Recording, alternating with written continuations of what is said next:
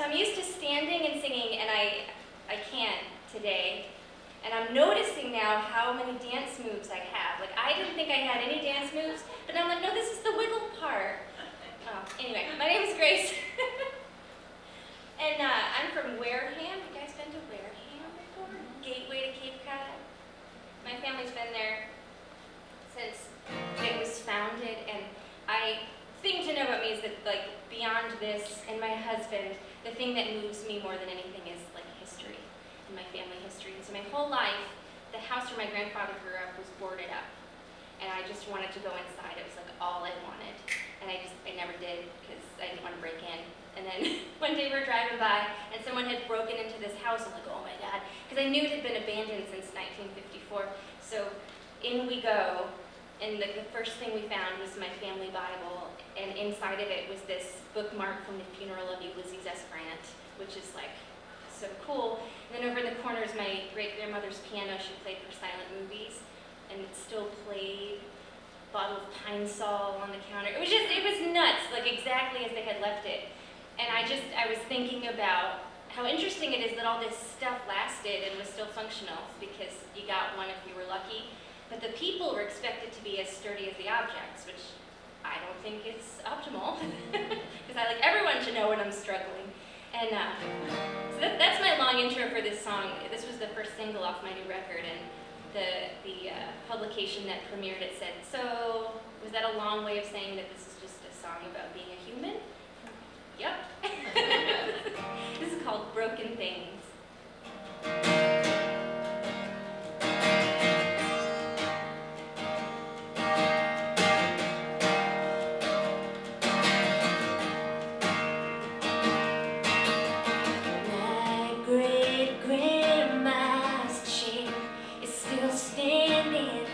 Dusty theme but proud.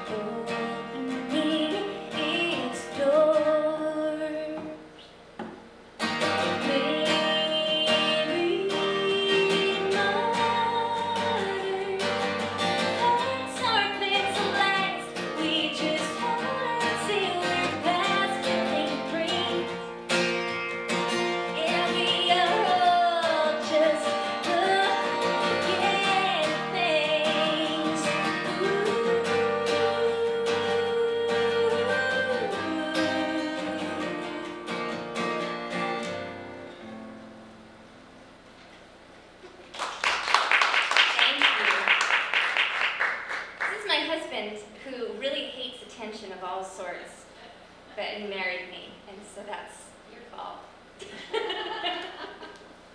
But I'm just going to sing you a song awkwardly in front of these people. I'm going to aim right at you. His plan was to sit in this chair the whole time, but I felt like that might have been weird. At least it would have been weird for me. Okay. But I think, this is a song about finding your person. And I think, I knew I had my person when I didn't have to, edit who I was whatsoever. He loves me when I'm wearing my pink sweatpants with the pink Crocs and the pink sweatshirt every single day. And I just love that. Thanks, hon. Do you feel uncomfortable? No, I'm good. But honestly, I was thinking about before him, and dating for me always felt like I was trying to curate this persona and be a thing I wasn't, because you don't show up to a date in your sweatpants. And that was my jumping off point.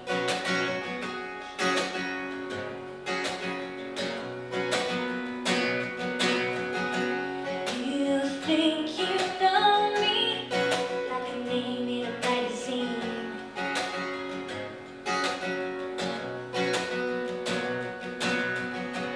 Carefully curated positive publicity.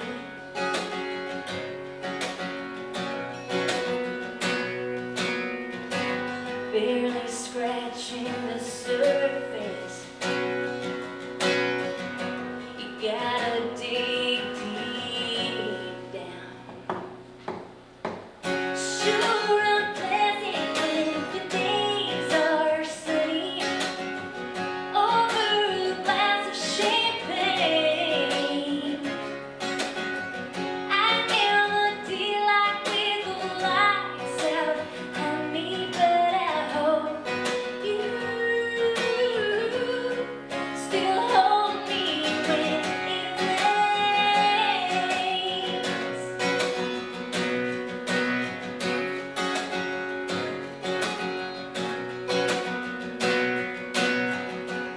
You like my laughter, it's just a nervous tick.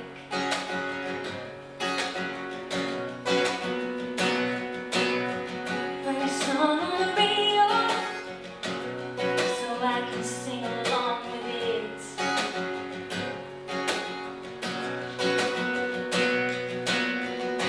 Afraid to let you see clearly,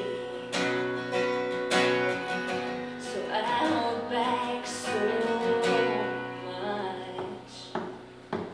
Sure, I'm present when the days are sunny. Over a glass of champagne, I am a delight with the lights out, honey, but I hope you still hold me when it rains. When it rains, when it rains, when it rains, when it rains, when it rains.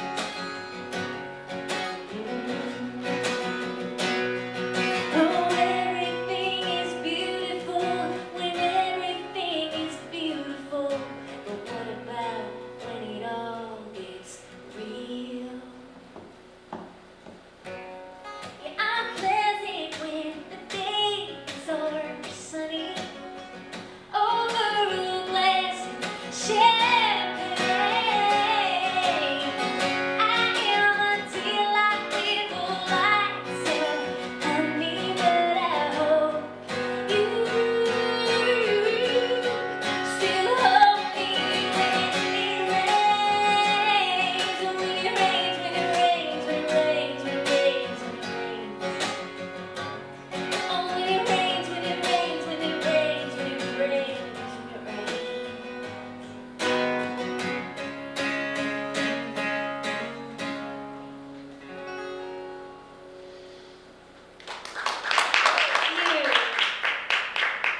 You guys like country music? It's such a polarizing genre. I find I ask that question and I get a hearty yes or a no. I'm gonna try out my most countryest song on you. It's new. I was singing in a beer tent in Bethlehem, Pennsylvania, last weekend that there was literally just a sign that just said beer. I'm like, this just feels like not me, but okay. Just when in Rome. So I mentioned that family history is my jam, and I feel like I know the most facts about my family out of anybody. And I was visiting my mom, and she pointed out this lovely little teacup and saucer, and I said, oh, isn't that cute? I've never noticed that before, Mom. And she said, oh, that was your grandmother. She used to drink her beer out of it. Like, that feels like a really important character trait that I should have known about my whole life. Like, it totally changed everything I knew about my grandmother. And I just so desperately wanted Beer in a Teacup to be a song. I've got a local brewery making me beer in a teacup beer. I'm really excited. I don't even like beer. This is my beer song.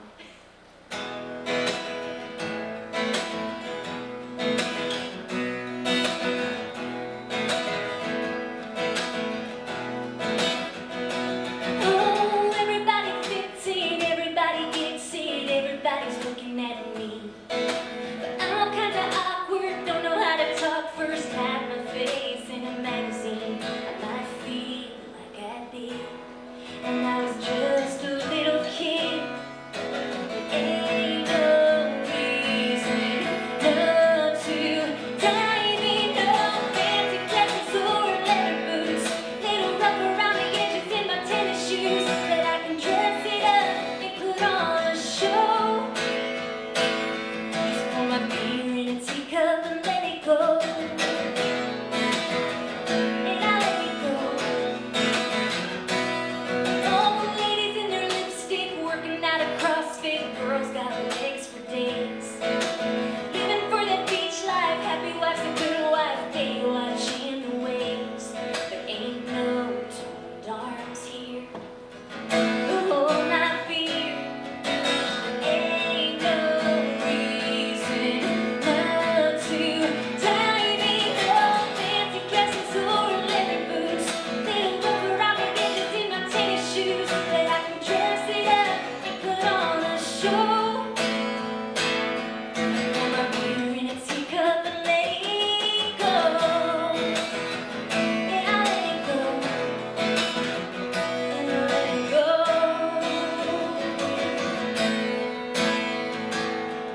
Pour my beer in a teacup and let it go.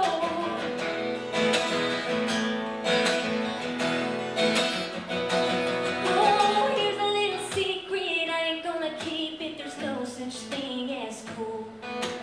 Everybody's messed up, might not wanna fess up. The perfect man's a fool. We fight against the clock. It's insecurities that talk. And don't we all just hide our own mess with fancy glasses and leather boots, little rough around the edges in my tennis shoes, but I can dress it up and put on a show.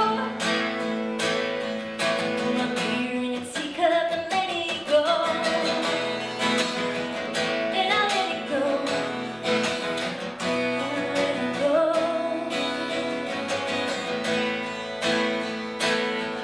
Pour my beer in a teacup and let it go. Thank you. I was thinking the line in there about the CrossFit and the toned arms. Prior to having our 4-year-old, I did CrossFit, and I wasn't super athletic, but I had this one arm dent. And then I found out I was pregnant and broke my leg by stepping off of a step. And I lost my dent, and I was like, oh, I'll get you back someday. And then I did the same exact thing last Wednesday. I'm like, I'm never gonna get my muscle dent back. Well, maybe the crutches will help, I don't know, just a little workout. Anyway. Lifting the 4-year-old on a regular basis and switching hips. That's gonna build those muscles up. That's a good point. I could just hold him and do sit-ups or something. Honestly, with just this, over and over again, you're gonna be like, whoa, how the fuck, how did that happen? He's stronger than me, yeah. It's the mom workout, trust me. Okay, all right, I'm gonna work on the mom workout. I'm gonna sing a mom song. We're talking about mom things. It's my biggest number. I usually save it for the end. It's my K-pop. It's all about me. It's not about you, honey. I'll save that. I've been riding with my friend Jackson Emmer. Do you know Jackson Emmer? Familiar. Oh, he's so good. Such a good rider. And he's got a little kid too, so we came up with this together, and I loved the song, and then quickly I'm like, shoot, I need to like talk my mom through this so she doesn't get offended by this song. And it took us like 3 or 4 times through for me to explain to her that this is complimentary and not an insult.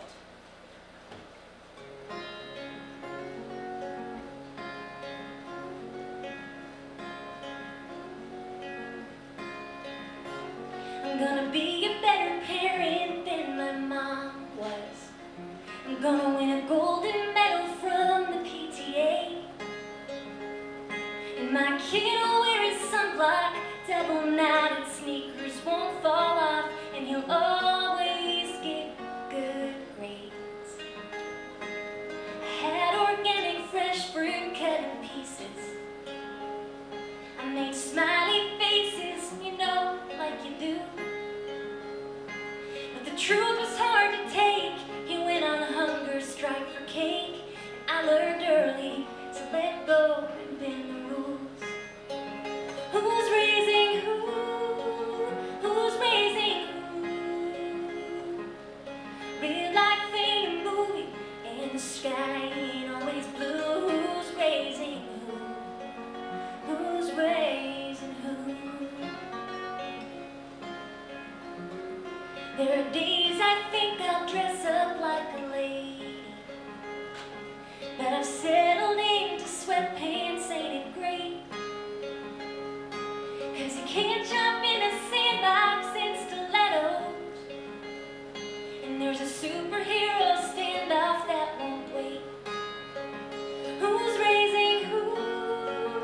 Who's raising who? Real life ain't a movie, and the sky ain't always blue. Who's raising who? Who's raising who? As it turns out, you don't need much sleep to make it. 3 hours every night for 6 months straight. And looking in the mirror, my inheritance is clear. And I'm so glad that what I see is my mother's face. Who's raising who? Who's raising who? Real life ain't a movie, and it seems I've stepped into my mother's shoes. Who's raising who?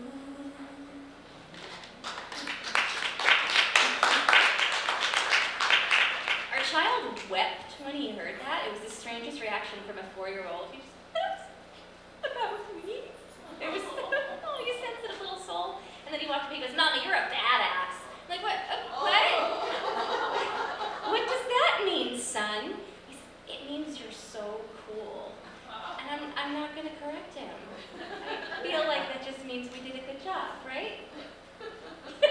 Our child knows badass and all the words to Les Mis. Name the Les Mis number, he's got the song. So I just went to Martha's Vineyard last week to do a little show, and we're talking about Massachusetts history, which, as I've mentioned many times, is the thing that gets me up in the morning. And all of a sudden, my Massachusetts accent is like coming back in force. And I think I'm just gonna let it. Like, somehow it went away. My mother is like an old school Cape Codda, like I'm gonna go get a quart of milk. I can't even do it. I don't know where my accent went, but anyway, I'm from Wareham. And I think Wareham is just underrated. I mean, you all know where Wareham is. You can say it right. But when I travel in the country, I tell people I'm from Cape Cod because I feel like Wareham skews more Cape Cod than it does Boston. And then I explain to them that basically we're like the armpit of the Cape. And they treat you that way too. Like, we've got all your Dunkin' Donutses and your Walmartses. And Gina Davis is her hometown, which I think is lovely. Do you think she publicly admits it? No. She's a little seaside village. I'm like, just say Wareham, Gina. I'm telling you all of this to let you know that my mission statement as a small business is to get Gina Davis to just admit she's from Wareham. One time, in a newspaper. And I want her to say it right. This is my song about Wareham.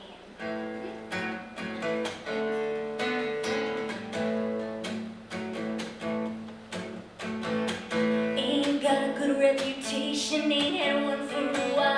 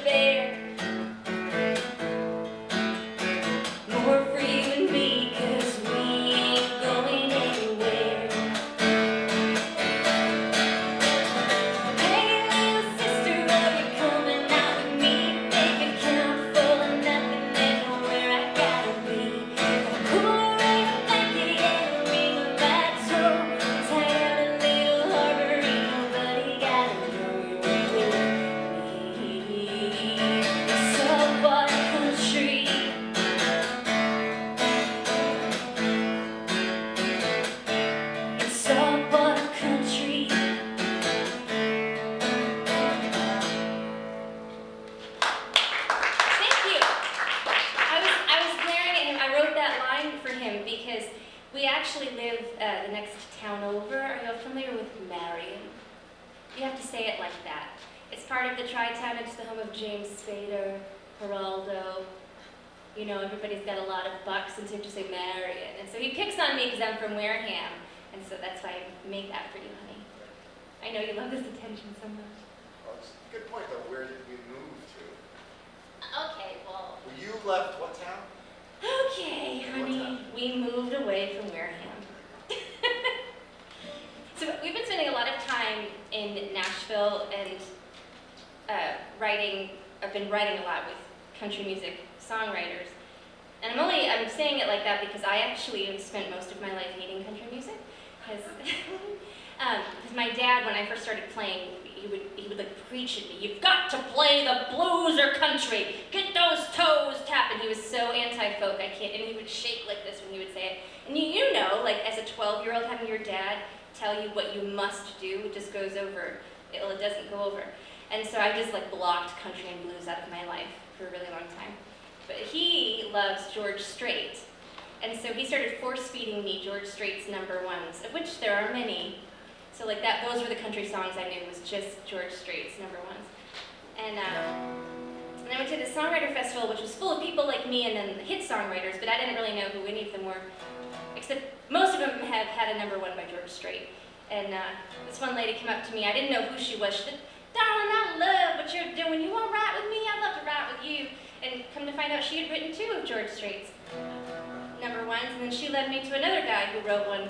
And so he and I, this is Steve Dean, who, are you guys George Strait fans? I'm talking as if we all know. Do you know, "I still miss her in a roundabout way"? You know that one? That Steve Dean wrote that and this. And there's this thing that I feel, I don't know if this is a real rule, but I feel like it's a rule, that when you have never had a hit and you're going to write with somebody who has, you kind of have to show up with an idea. Like, you know, gotta carry your weight. And so, like, the flight to Nashville, I'm like, I got jacked for ideas. And I'm trying to, when you're trying to force an idea, it's really hard to find one, you know. And I'm driving to his house and I have no ideas. And I'm like 1 minute away from Steve Dean's house. And then I'm like, okay, what do all my past poor decisions have in common? Booze. And so that was the idea. And this is called Wine Decisions.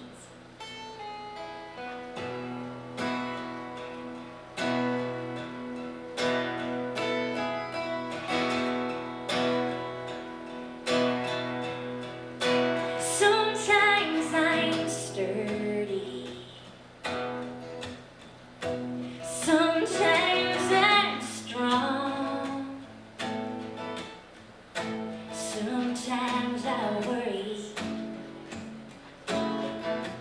when a day gets too long.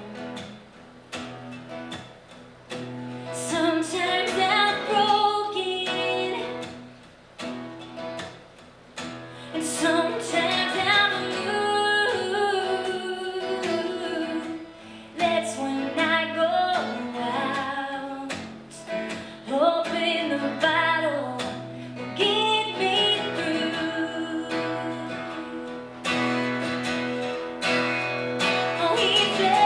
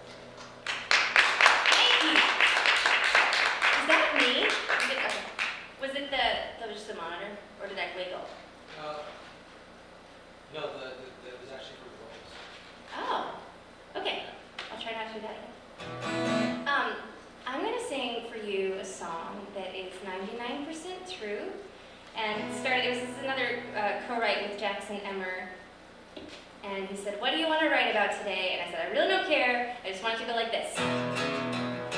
So we did this for a while, and then as we're doing this, I started telling him about my past dating choices before you, and he jotted them all down, and so they're not really in sequential order. I broke up with a guy because he spelled Saturday wrong. Had it been Wednesday, maybe I could understand. But he was cut like stone, and I felt less alone in the arms of a brick of a man. I'm kind of a coward, so I ghosted his ass. Now I've heard him saying lies with his bare hands. There was nothing wrong with him, it was always me. Times and I wasted, but we didn't go too well. Self-inflicted heartbreak hell, but I walked away a little closer to myself.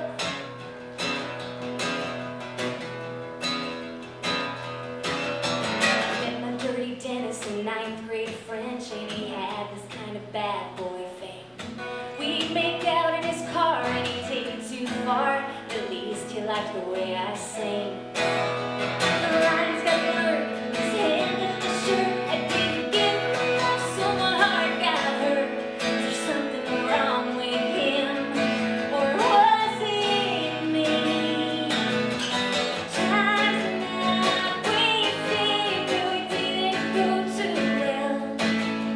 Self-inflicted heartbreak hell, but I walked away a little closer to myself.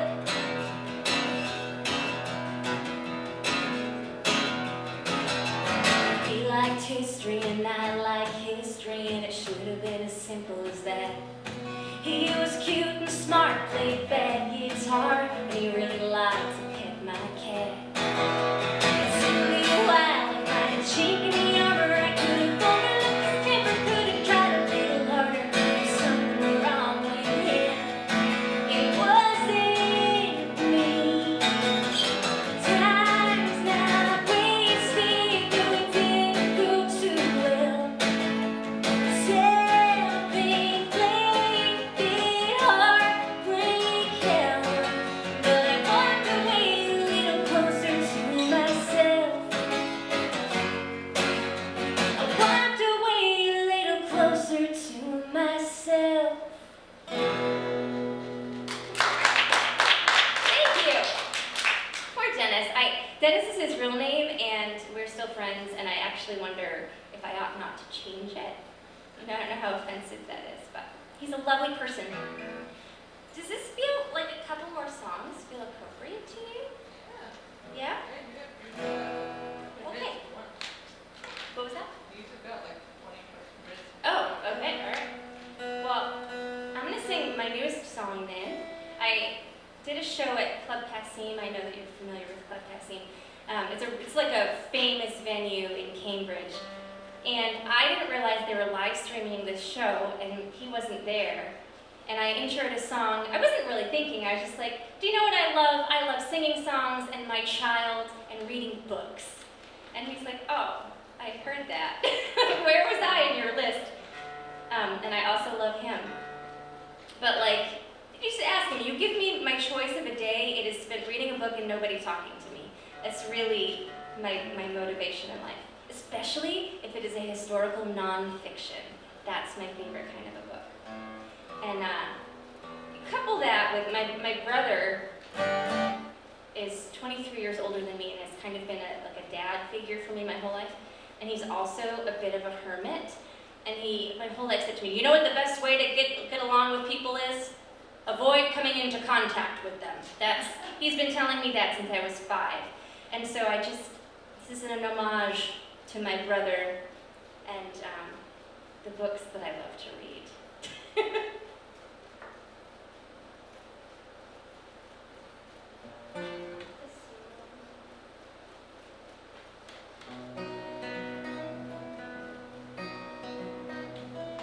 You know what I think it is? I think the monitor's not working. I think the monitor popped on for a quick second before. Maybe. But without whatever's going on. I think that's what it was.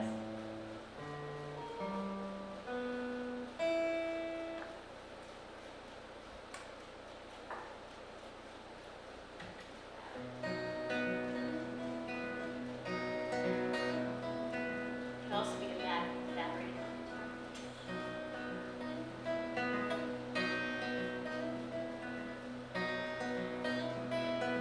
My life's motto since 1992 is avoid the confrontation. It might not be the heaviest trick that I have ever used. It's just self-preservation. 'Cause I don't want to hear you tell me that I'm wrong. Maybe we're just singing different words to the same song. If we all can't get along, I'll just sit alone and I'll read every book. Happy in my library nook all day.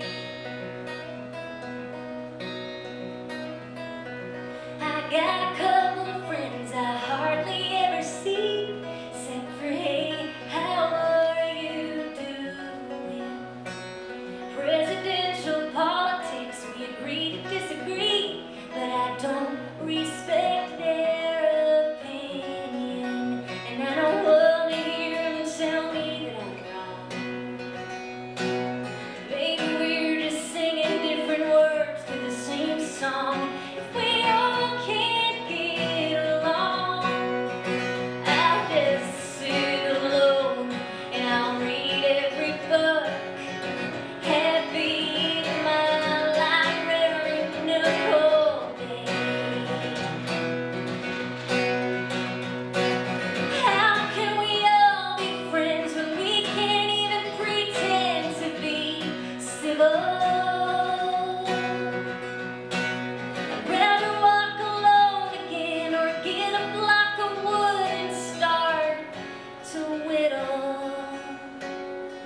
'Cause this living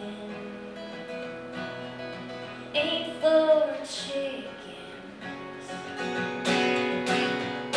He fell in love with alcohol and hiding it from me, and I was afraid to hurt his feelings. So I stuck around a year or two and tried to set him free. It was a lonely state of being. He didn't want to hear me tell him he was wrong. We were singing different words, it was barely a song. Gave up on getting along. So I sit alone and I'll read every book. Happy in my library nook all day. All day. 'Cause my life's motto since 1992 is avoid the confrontation.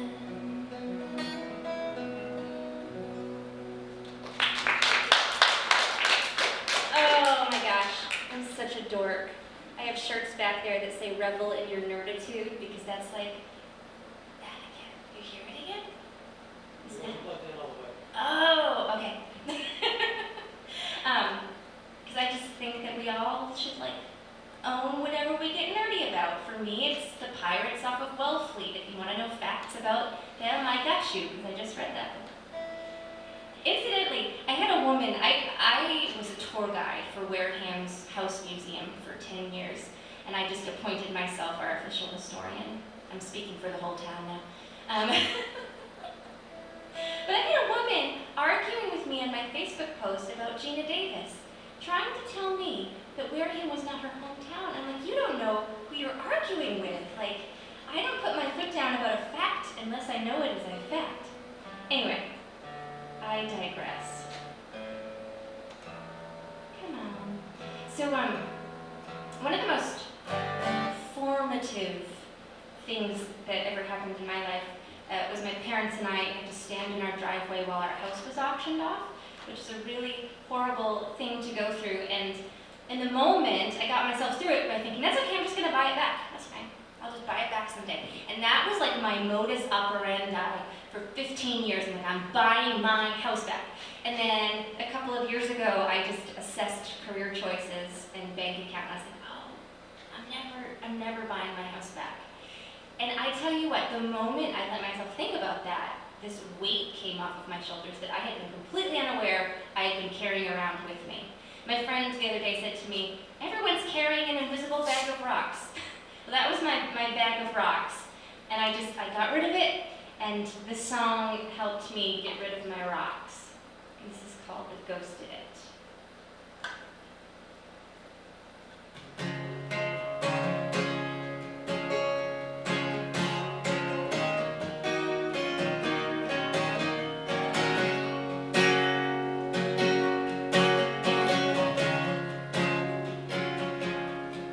What did time do? I don't see you anymore, but I have the scars to tell the stories of our youth. We ran the world, our glory days were yet to come. We could be anything, we could be better than where we came from. But I was so scared, scared of living with the time.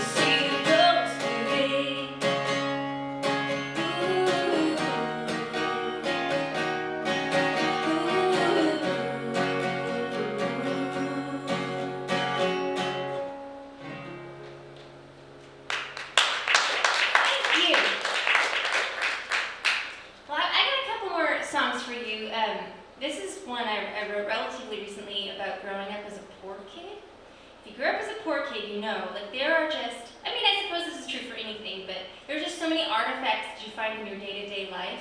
Like, I save things, like grocery bags, right, honey? Bread ties. I don't know how many bread ties you need, but I have plenty should that day arise. And I just think it's funny, and you know, my parents did a really good job of not making me feel like a poor kid. You know, it's at the time we had no heat and no running water in our bathroom, but it's cold here, you know. And I always thought I was just really tough, so it doesn't bother me. Look at me with my bucket of water. But now that I live in a house that has those things, I'm like, oh, I'm not tough anymore. I need central air, thanks.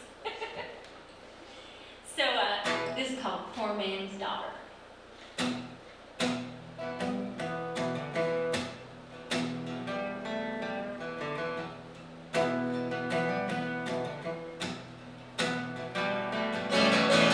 I know poor like the devil knows the fiddle. There's a cold night and hungry in the middle. It's up to me like a mouse to stone. Poverty is in my bones. And fear made me do bad things, trying to claw my way out.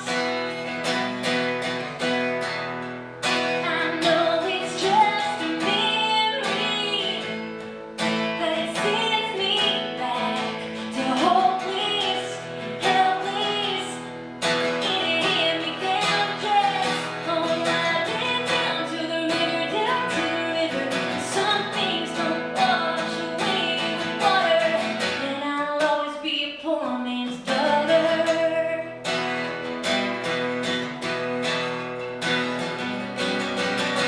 I know want like a lonely tomcat, howling in the night, singing where my girl's at. I think it's true that he did love me. All I could see was the money. And fear made me do bad things, trying to claw my way out. I know it's just a memory, but it sends me back to hopeless, helpless, in a hand-me-down dress.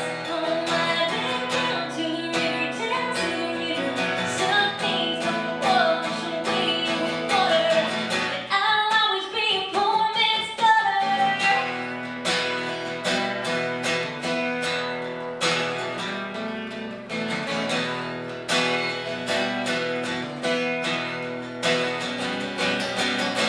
I might be what you would call white trash.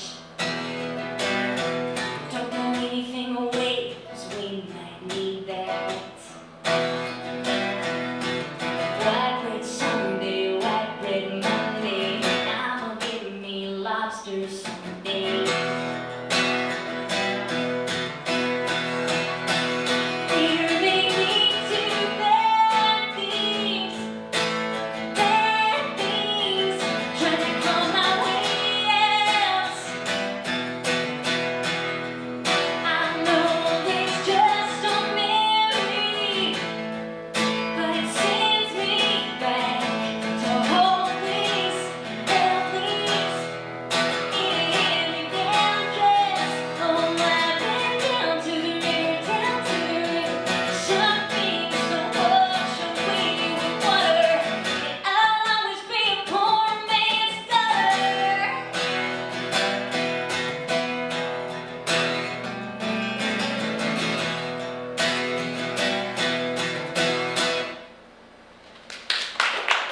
Thank you. Is anybody open to a sing-along possibility? It's just a song you might know, and if you feel like singing it, you can. This is not like an obligation situation, except for you, honey. No, you're obligated. See? So I've been really leaning into this Massachusetts thing. I'm working on a new album called Saltwater Country, which is like a couple of years out. I've got t-shirts that say it though. And there's just such a lack of great songs about Massachusetts, because there's Bee Gees, which is fine, the Bee Gees song, it's fine, but they had never even been here. We researched it, right? They're not from Massachusetts. But they hadn't even like been here, and they're writing this song about the lights going out in Massachusetts. Like, what do they know about our lights? And and this song, I think this is a lovely song, also written by people who had never been to Cape Cod, so much so that they call it lobster stew. Have any of you ever had lobster stew?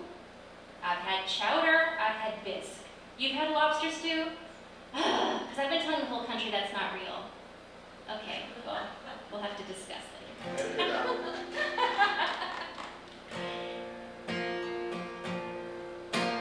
If you're fond of sand dunes and salty air, quaint little villages here and there, you're sure to fall in love with old Cape Cod.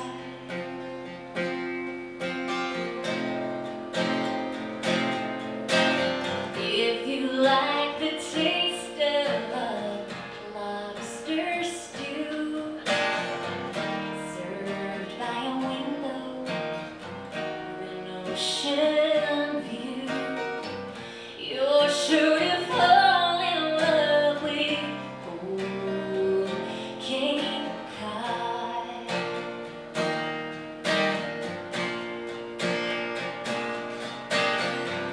Winding roads that seem to beckon you,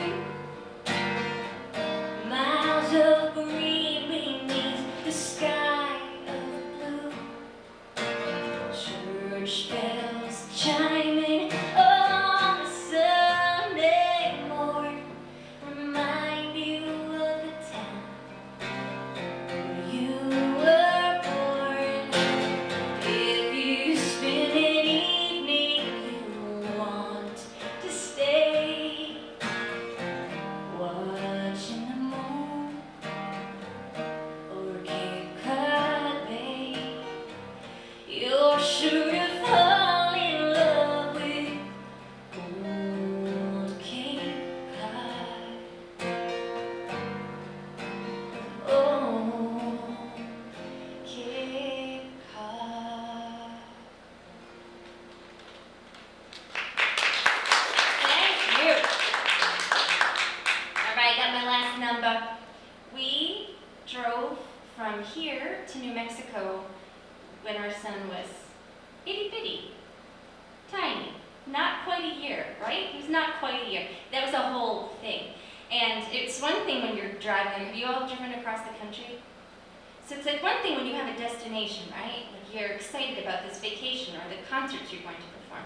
But when that is complete and you now have to drive back, it's different. Wouldn't you say it's different? And we're like in the middle of West Texas nothingness. Have you been to West Texas? You don't need to. We're there, and I was like car sick, and you know the thing about West Texas is it's just like 5 hours of nothing, of straight nothing, except the oil things, and the scent of it like penetrates every crevice of you. And so I was just like, honey, the next thing I eat has to be vegetables because I need to like feel less gross.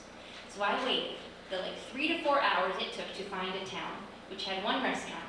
And that one restaurant was a DQ Grill and Chill. We don't even really have those here. Have you been to a DQ Grill and Chill?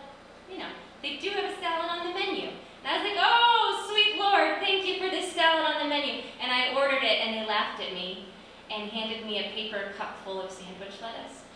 And it was in that moment that I realized how much I love it here.